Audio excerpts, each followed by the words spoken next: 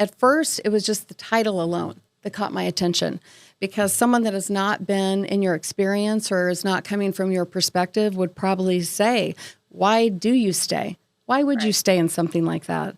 But you had mentioned in your book, I didn't know I was in a toxic relationship when I was in it. Who does? Could you maybe kind of talk about that for just a moment? Yes. So I referred to my previous self as a potentializer. And I say this because, and the psychological term is we romanticize our potential partners or partners we get with, so that we kind of self-blind. We miss things, red flags and such. And I found myself saying, this person will be so great when, versus like, no, this is what's in front of you. And is what in front of you what is meant for you? And so I overrode my intuition. Anytime my gut and that check that were just given, which is such a gift from God, my head would cock and I'd be like, that doesn't add up. I would minimize myself. And so I really am 100% complicit to why I missed the flags. I didn't have the terminology. I didn't have the understanding. I didn't have the capacity at that age. I started in my run of toxicity in my early 20s, and I just didn't know. And also, we didn't talk about it. I didn't hear words like love bombing or narcissist. I mean, I feel like I'm just discovering this whole new world of terminology. And I think at the end of the day, I just wanted to believe the best in these other people. And I really, when I speak to the man that died in the plane crash, Paulo, I loved him. I thought he was going to be my whole life. We were building this life together. So the shock of learning that everything was a lie 5 days after his passing was too many layers of betrayal. And I didn't do the work in between him and then the next toxic relationship. And that is how I fell prey to some of those same patterns. Mm-hmm. And that fragility, unless you've been in a tragic situation, as you both know, the fragility that comes with trauma, it's hard to really know until you're in it. And even though everyone's telling you, until you can go through it, and in the safest, most healthy ways, which I did not do, you don't know how traumatic and dangerous these situations can be. And so I'm grateful now that there's kind of this little textbook, right, that we can share forward to give a roadmap, because I did not have that roadmap. That's probably one of the greatest compliments or messages I've received, is if I only had this book 30 years ago. Mm. And I remember hearing that and just being like, man, if only I had this book then. And someone just said, hey, maybe read this before you get too seriously into this relationship. Yeah. And Stephanie, what I really loved about, one of the things I really loved about your book is with Keith Campbell's perspective that wove in, because to your point, a lot of these, these wordings like love bombing, and I mean, I've heard these words, but even I wasn't really clear exactly what they meant. So I really appreciated that you brought clarity to what your message was with how you wove Keith in, and just giving more of a medical perspective. Well, I think that's so important, because we are natural born storytellers, right? Humans. It's how we recall, all right? That's how we remember things. So I think that it's easy to get sucked into the story and be like, whoa, this is insane. But we didn't want to leave the reader with just that. Right. And when it comes to Keith, it's just based on data and research. It's not emotional, even though it's very emotional. Mm-hmm. But his just simplicity of, making it so, easy to interpret in real world terms. One of my favorite things is like, someone asked him, how do you if you have a narcissist in your family, how do you manage that? If it's someone that it's not going to leave your life, it's not, as he would say, someone you're dating where you can U-Haul and leave a Post-it note. And he said, keep it short and shallow. Keep it short Don't and shallow. get involved. Keep it light. Keep it easy. They want to hear themselves speak. So I've learned so much from him. And he is just, he's been researching this for 30 years, and, like anything with, the data, it repeats itself, right? And you're able to learn so much. And I just love that there's a glossary. I find myself going back to all that. I'm like, oh, wait, what was that again? Like, because there's so much to kind of take in. And, we think about our young people who are inundated with so much information on social media, which is an incredible tool as long as it's the correct information. And I think that's, to your point, I'm just so grateful to him for being willing to go into this, and expose it. Well, you were only 26, I think, during this time period in your life. And I could see somebody maybe in that age group picked up your book and they would read it and maybe brought some awareness, like a light bulb could go off. Like you mentioned, you wish you had this information early on, like, oh, wow, maybe I'm actually in something like this. Right. And, one of the things I had a father husband reach out, and he said, this makes me want to be a better father and a better husband. Mm-hmm. And we're all prone to behaviors, right? We're all prone to, we're still human. We are very flawed. And by the grace of God, we are very redeemed. But sometimes I wonder, why would you not just go, maybe we just got to start over. But, it kind of makes you really, I find myself just looking more at my own stuff versus anything else, and that was one thing about the book is I didn't want it to place blame. I really wanted to own my complicity and my, just that override of my own system. Because I think we have to own and be responsible for our actions, or we can't really get to forgiveness. Mm. Well, I had noticed, or when we were talking prior to us recording, you had commented that you were kind of afraid to tell your story. And as we're talking, like, that's what we all have is a story. And it caught my attention. You had written in your book how you would actually, as a country music artist, I'm sitting here considering that you had gotten accustomed to quieting your voice, to silencing your voice.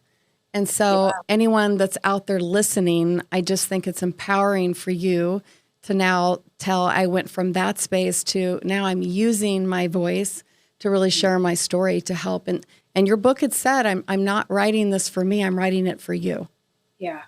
Yeah. I if I can help one person, and hopefully we can get to many, because the goal is to get to what we're talking about, which is that self-awareness, avoiding nothing, going into the crevices of the stuff that, you just don't want to deal with because it's hard. Mm. It's hard. It's painful. You have to look at yourself. You can't, like, at the end of the day, that was when I was writing the book, so much was exposed to me about me. Mm. And my, man, I have a lot of work to do still. Yeah, we all do. As Keith says, welcome to level 1. But with that, by sharing it and hopefully, just being honest and vulnerable and look, I made a lot of wrong decisions, but I finally, because I thought I could outrun it, and that came to a hard stop of trying to outrun it. Now on the other side, the freedom, unmatched. I was just thinking before we were getting on how much time I've gotten back by being able to forgive not only them, but myself. Truly. Not just for a sound bite. Okay, and I want to ask you, because I wrote that down. It caught my attention in your book. You're like, you can get, and we've always heard that time is our most valuable asset. You can't get it back. And you had said in the book, you can get your time back. You can get years back. What do you mean by that? You're not thinking about things that you have zero control over. You're only thinking about it like, okay, how am I serving today? What am I doing today? How can I, be better than my yesterday self? How can I create? How can I go to bed and go, did I do my job today? Did I do a good job today? Would, that last prayer of the night be one where I'm like, I'll do better tomorrow. I always want to do better, but to be able to go, okay, I did all right today. And I like that, because if you just kind of break it down to just 1% better every day. Yeah. Like, oh yeah, I could do that. Oh, God, I could do that. I like that. Yeah. And I found myself thinking about a lot of things I had zero control over. We can't control the weather. Well, depends on who you talk to. Can't control the weather, can't control other people, and how people move through my life now. I really do it with just hands open. I'm here to love. I'm here to serve. I just want to be a force for good. And for those that come in or come out, agree, disagree, I don't get caught in the weeds of it or the why of it. Yeah. That was one thing when he died in that plane crash, and I learned of all these betrayals so close, 5 days after at the funeral, I became like a criminal investigator. I had to know everything, every detail, every why. How did this happen to me? And just became obsessed about getting to the how did this happen to me? And now when people come in or out of my life, and more of the ones that, might come in for a moment, and then you're like, man, that person not passed away. I'm saying, like, just when someone's coming in, like maybe in business or friendships, you're like, they're gone all of a sudden. Did I do something? I don't go through that in my mind. Yeah. I don't go through that same process. And I'm like, okay. Well, you have a better understanding of who you are.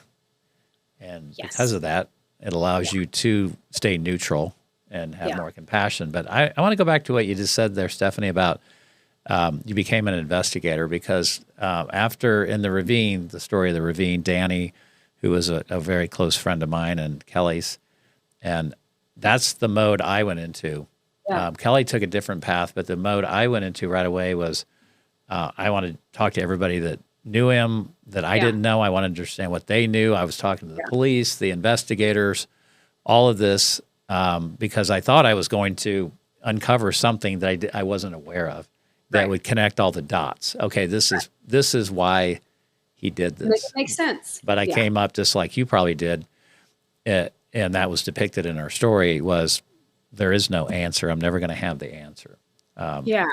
I think also now being on such a different lens now, I have more compassion and empathy for whatever must have happened to him to get him to a point where he had to live in such a state of deceit. I have such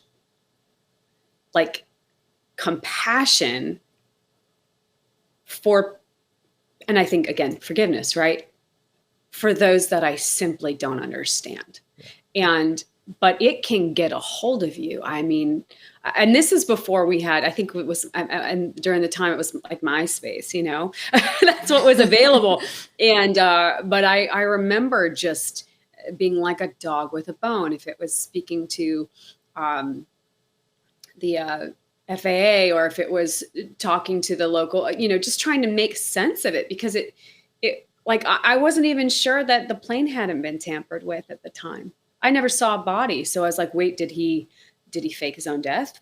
Did this really happen? Did somebody I just went to all these insane places because I think it's just our mind. I mean, I think it's very normal for us to just have to understand.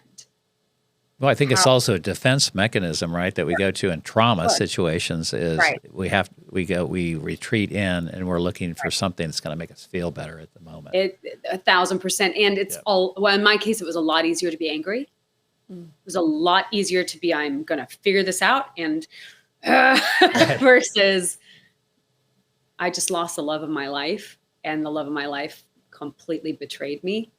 And the little girl that I thought I was going to raise is no longer in my supervision and in my, in my home.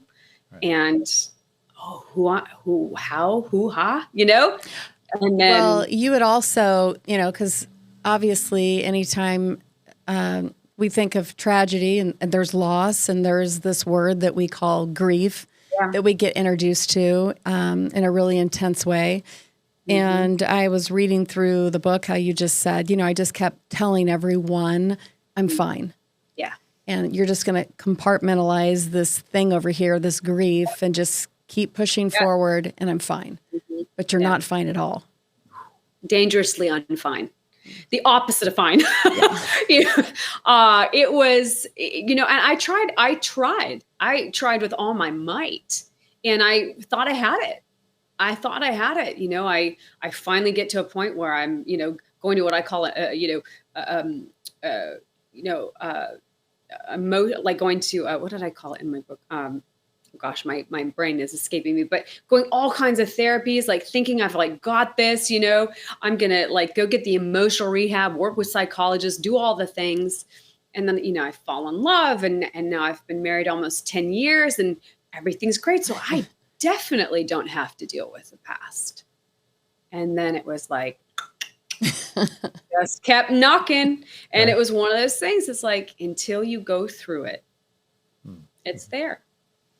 Well, we were, I had just had an opportunity to finish your book, and I just was thinking of all of that. And then I came across a video that you posted on. It was 14 years of the death of, and when it just stuck with me because you said someone had said, well, it literally had taken you 14 years, but you're like, at least it didn't take me any longer. Right. But would you kind of share with our Yeah. audience about how that came about and about that day? Yeah. So I had been doing this like every day, meditation and prayers. And then there was this like cycle you go through, like these 6 things, excuse me. And one of them was forgiveness. And this was, right the day of, the 14-year mark. And I'm in Nashville, like I was sitting, it's really strange why bathrooms are so where you go, but I was just sitting on the floor of my bathroom, and I just felt this like, like, hey, you haven't forgiven him.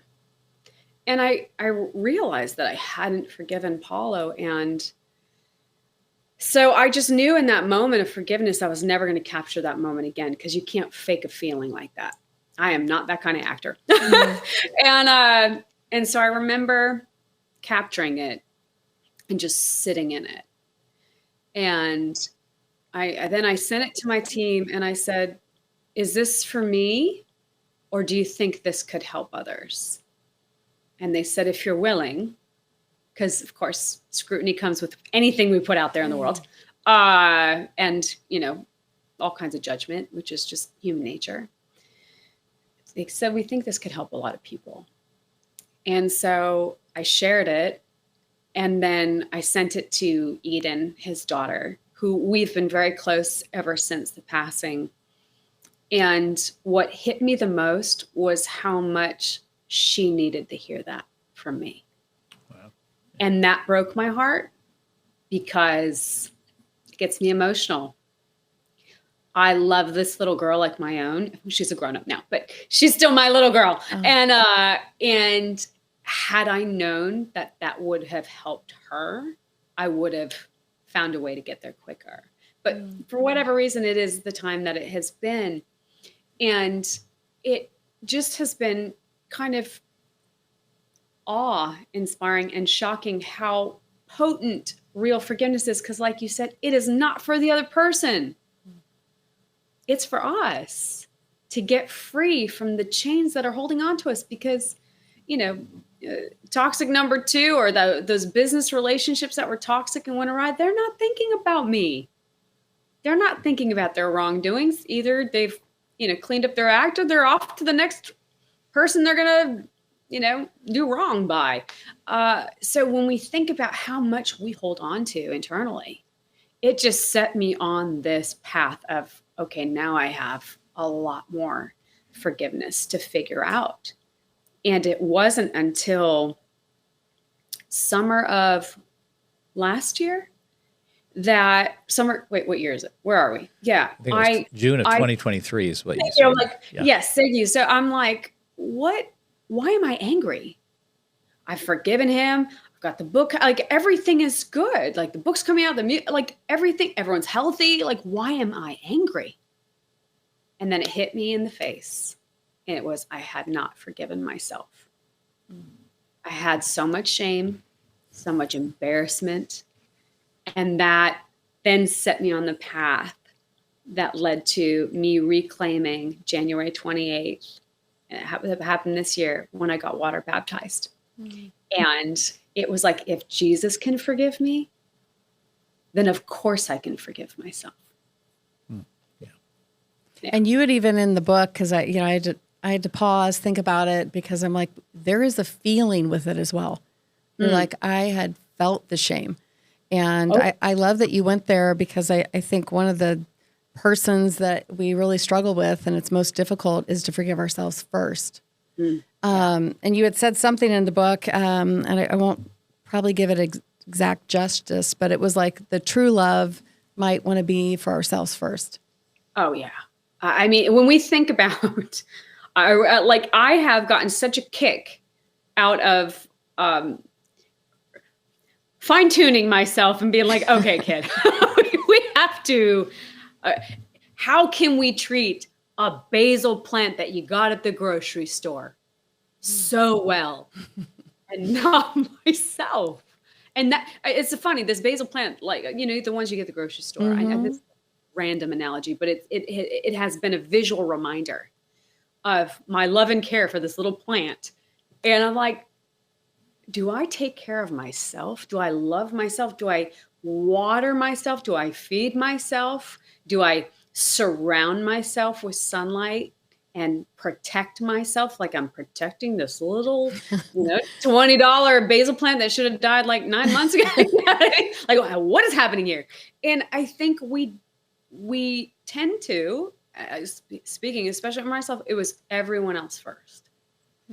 And I would always go to me last. And I think it has more to do with avoiding it because it's so painful than like, she's really great at helping everybody. I think it was more of, if I took care of everyone else, I didn't have to get into the thick of it with myself. And now that I've been through the thick,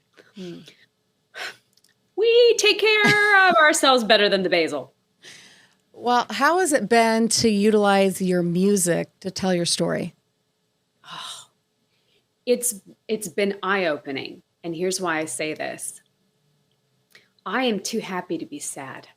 I'm too filled with joy to live in that muck. So what I'm finding is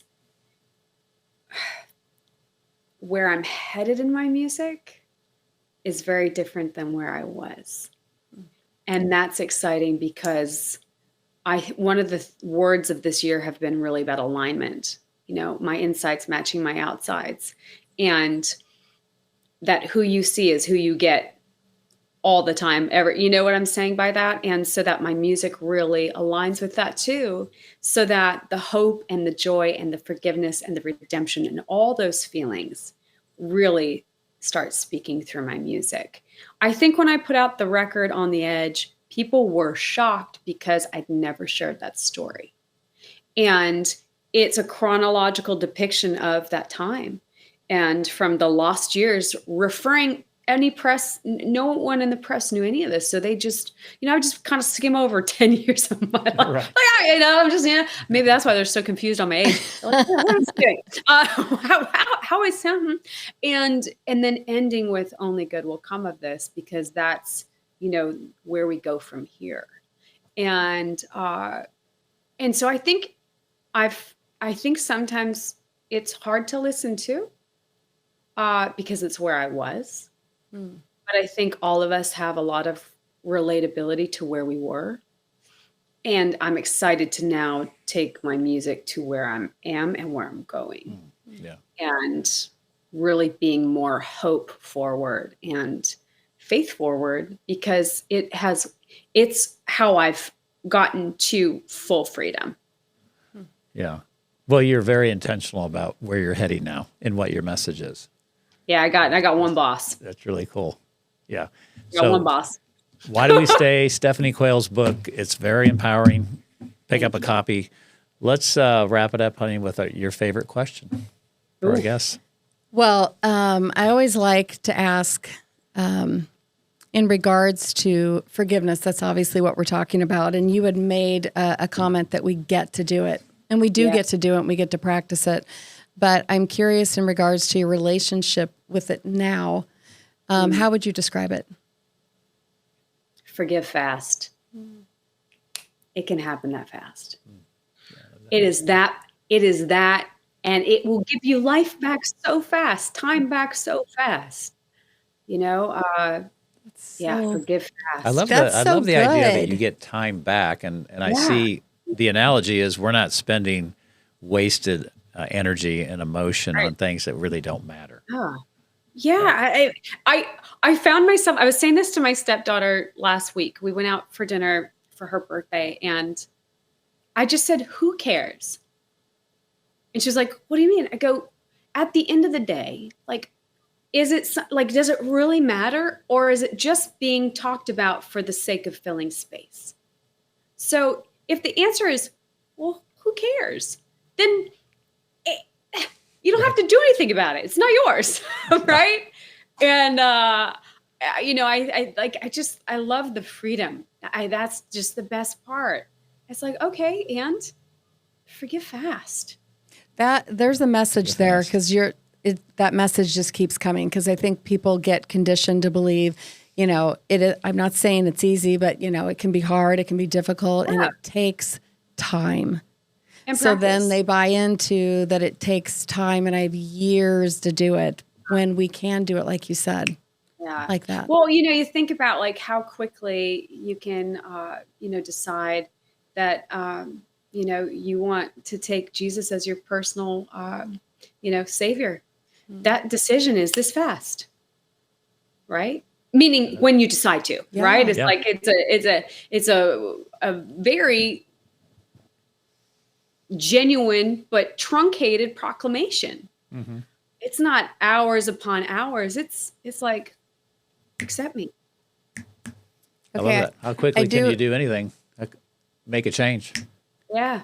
Powerful. I do have one last question. So there's, someone that's reading this book and they're feeling that they're stuck and there's nothing better, like they don't deserve better. They don't feel that they're worthy of more. What's your message to them? You were worthy the moment you were born. That has really been hitting me in the face lately. We were worthy the moment we were born, because we were made in His image. So we were already worthy. So anyone that I say this when I get to go talk to young people in universities and high schools, I say, how do you feel about you when you wake up? Before you look at your phone, before you engage with anyone, family, spouses, anything. How do you feel about you first? And then, are you getting bigger and better because of those that are surrounding you and lifting you up and challenging you and leaning into you in positive ways? Or are you getting pulled down? And that is really telltale when people start talking about their value and worth. And it's really interesting to watch mine start to go through that morning. That's fascinating. Powerful. Yeah, love that. Stephanie, you were amazing. Just simply amazing. First of all, we all need time. Yes. More time. Because this is just tremendous what you're sharing. And we have much more. We do. We have interview 2, 3, 4. And I think those are in person. Yes. Yeah. I love it. I'm that looking would be forward to so it. great. And I just appreciate you taking the time to do this. We we appreciate you so much. You inspired me. I loved reading your book and the awareness that you're bringing. You can't change anything if you're not aware of it first. So thank you for your powerful message. And I know, like Kelly said, there's so many, it's not just, for this genre or these people, it's for everybody.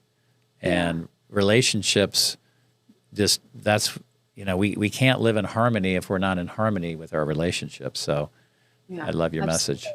And I think just a lot more people hurting than, we're all so filtered. Yeah. And Stephanie, I think you're going to love this. We are getting ready to announce our Day of Forgiveness. I'm calling it the World Summit. But it's our first annual Forgiveness Summit. It's May 31st, 2025. Oh, but Kelly and I love to talk to you more about this. Okay. Absolutely. It's going to be here in Kansas City. But, and for those of you listening, if you're inspired by amazing people like Stephanie, like Kelly and I were today, please share her stories when they come out, put it on your socials, ask people to subscribe. We have a growing movement here in Time for Forgiveness, and it's really starting to take off because of people like you, Stephanie, coming on and sharing your heart. So thank you again. What a just an honor and divine appointment. And thank you both for having me. And it is like forgiveness is my, it's just the greatest gift. And so we want everyone to have it so they can not hurt, and be in pain and be free. Amen. All right. Yeah, you're just a doll. I so enjoy this. So thank you for your generosity of time and being with us today. Thank you for having me.